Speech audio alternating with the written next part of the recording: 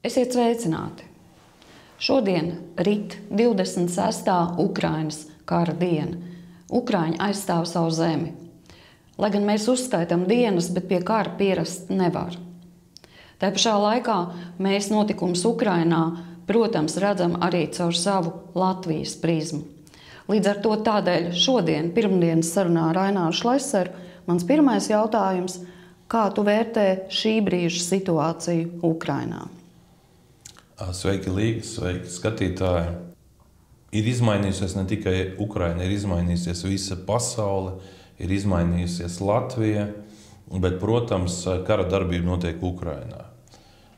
Pašā sākumā, kad sākās karš, tad daudz domāja, ka Ukraina kritīs, jo Krievijas pārspēks ir tik liels. Tagad, kad jau ir pagājušas jau vairāk nekā 3 nedēļas, mēs redzam, ka Ukraina cīnās. Vairāk kā 300,000 cilvēku Ukraina ir atgriezušies no ārzemēm, lai cīnītos par Ukrainas neatkarību.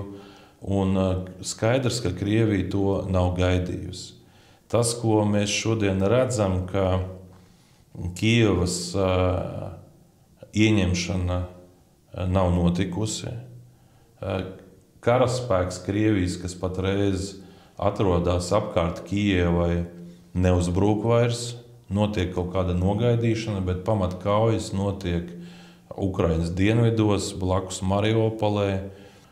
Jautājums, kā var iziet no šīs situācijas, es domāju, ka šodien mēs to nezinām, bet ir sajūta tāda, ka Ukrainai un Krievijai nāksies panākt kādu mierizlīgumu visā šajā karā. Ukrainas pozīcija ir diezgan stingra, ka Krievijai ir jāizved savus karaspēks no Ukrainas, un līdz ar to Ukrainai ir jāatgūst kontrole par visu Ukrainas teritoriju, kur pretī Krievija visdrīzāk gribēs neizvest karaspēku no kādām teritorijām, kas ir saistīts arī ar zemes šo piekļuvu pa zemi līdz Krimai. Kā ir iespējams atrast šeit šo kompromisu? Ļoti grūti. Tas būs ļoti grūti, iespējams arī neiespējami, bet skaidrs, ka karš agri vai vēlu vienmēr beidzās.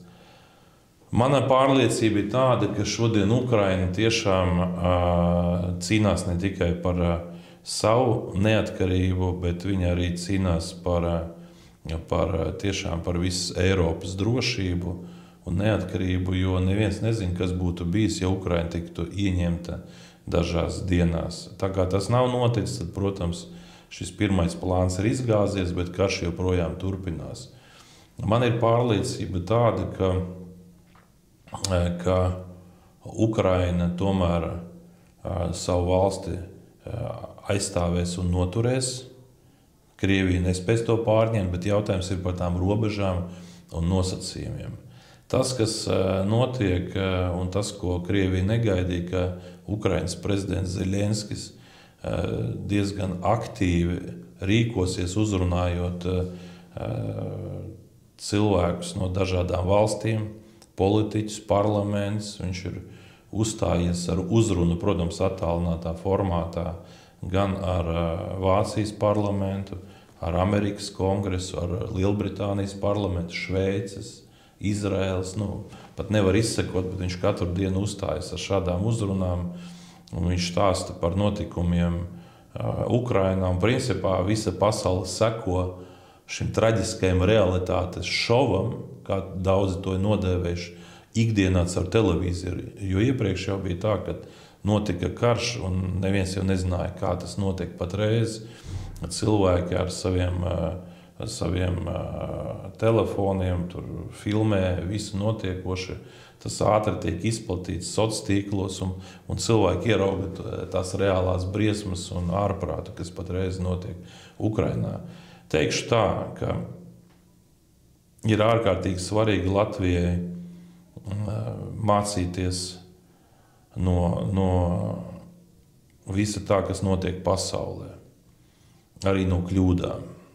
Viena no Latvijas kļūdām ir tāda, ka mēs 30 gadu laikā neesam bijuši spējīgi saliedēt Latvijas sabiedrību, sabiedrība joprojām mums ir sadalīta, izejot no etniskā principa. Latvieši dzīvo vienā burbulī, krievalodīgie dzīvo citā burbulī, bet tagad ir tas galvenais jautājums ir tāds, vai tiešām mēs nedarīsim neko, lai Latvijas tauta būtu vienota. Un, protams, daudzi teiks, ka kā tu vari apvienot tautu. Pirmais ir svarīgi, lai būtu vienota izpratne par to, ka visi Latvijas pilsoņi ir vienādi.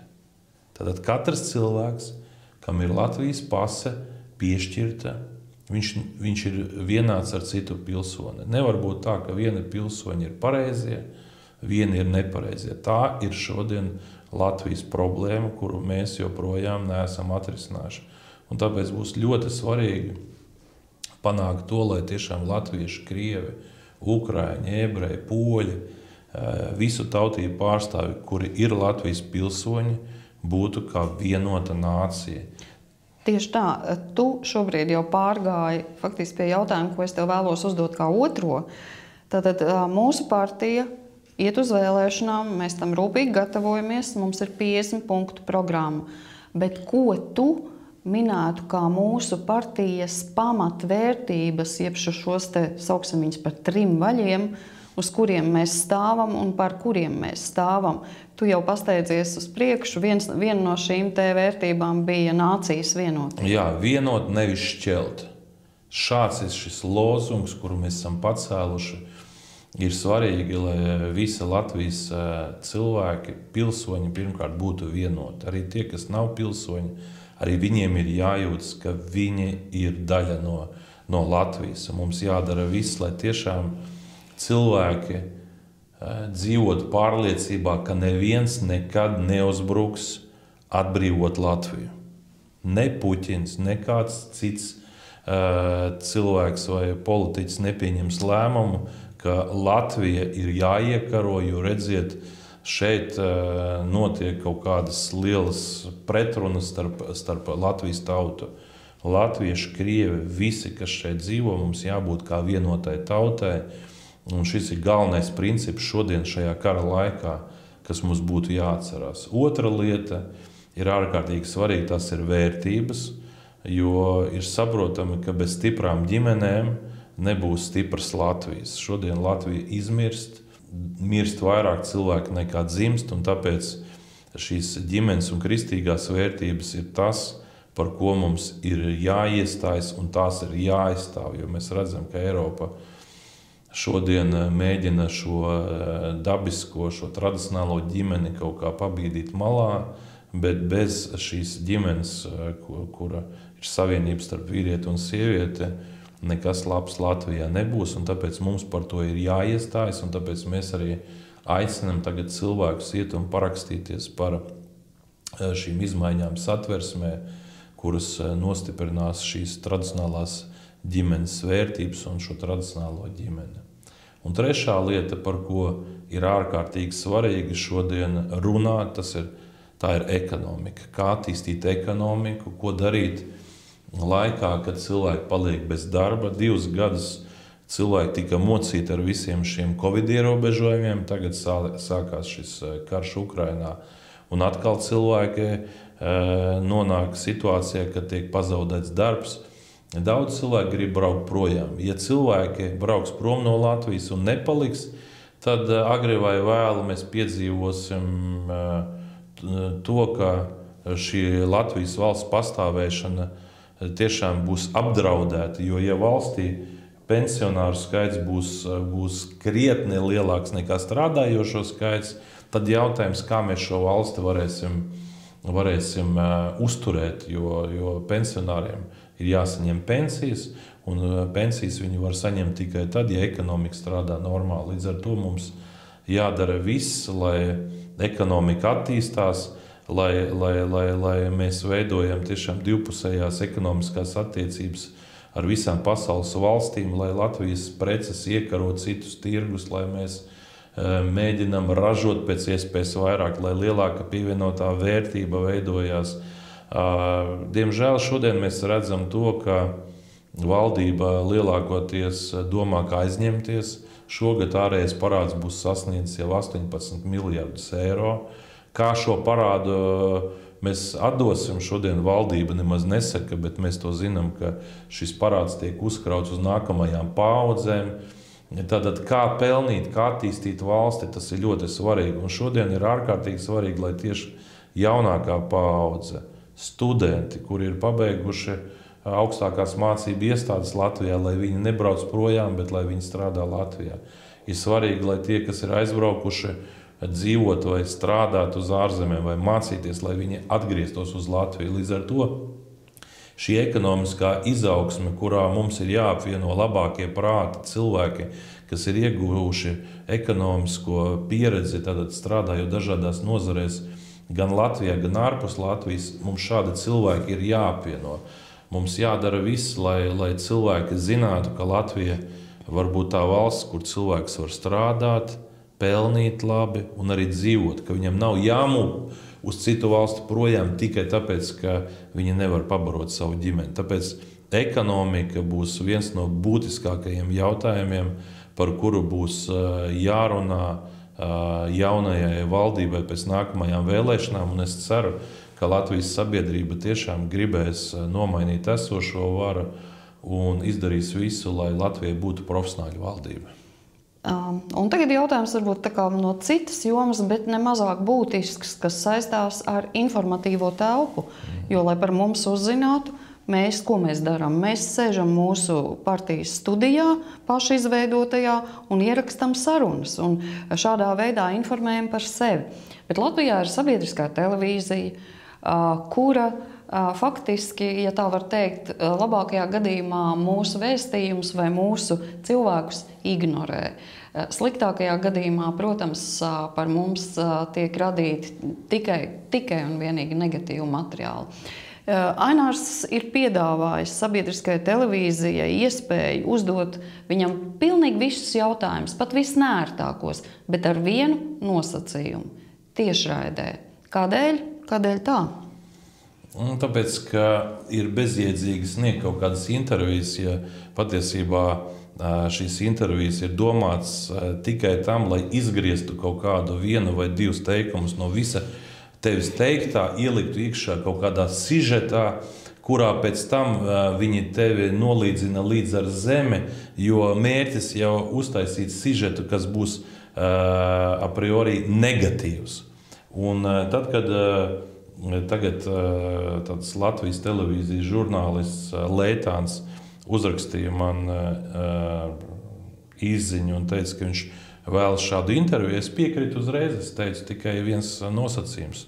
Es aicinu šo interviju, lai šī intervija būtu tiešraidē. Es esmu gatavs atbildēt uz visiem jautājumiem tiešraidē, lai neko neizgrieztu no manis teiktā.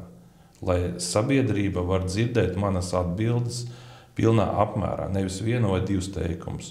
Bija ļoti interesanti vērot, kāda ir šī reakcija, kur šis žurnālists sāk uzvesties diezgan neadekvāti.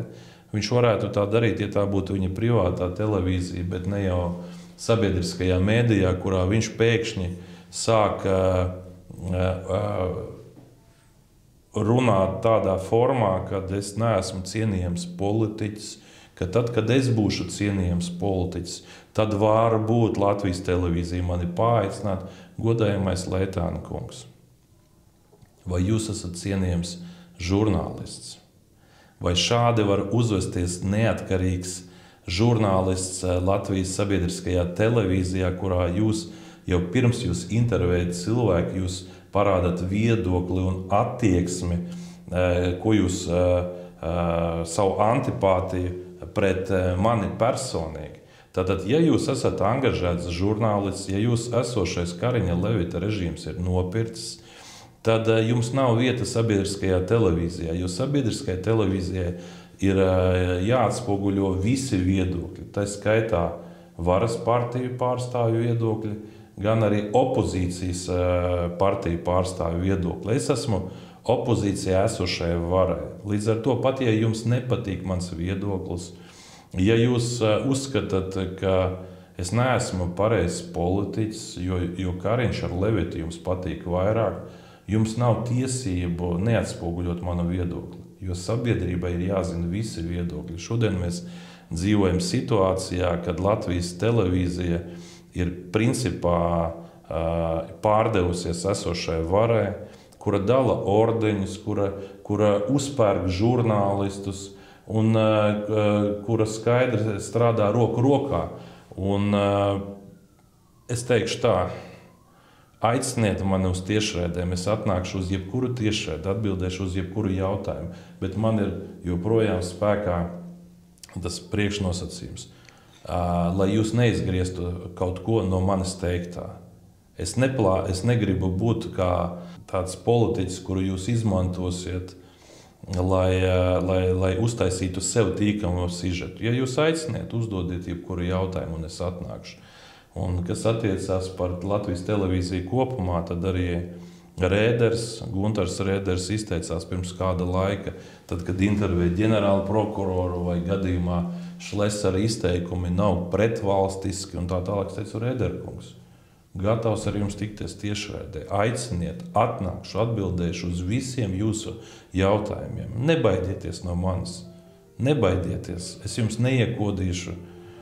Es vienkārši atbildēšu uz jūsu jautājumiem. Bet, ja jūs baidaties mani uzaicināt, tad arī jums nav vieta Latvijas televīzijā. Latvijas televīzijā būtu jāstrādā tādiem cilvēkiem, kas atspoguļo visu politiķu viedokļus, ne tikai tos, kuri jūs ir nopirkuši.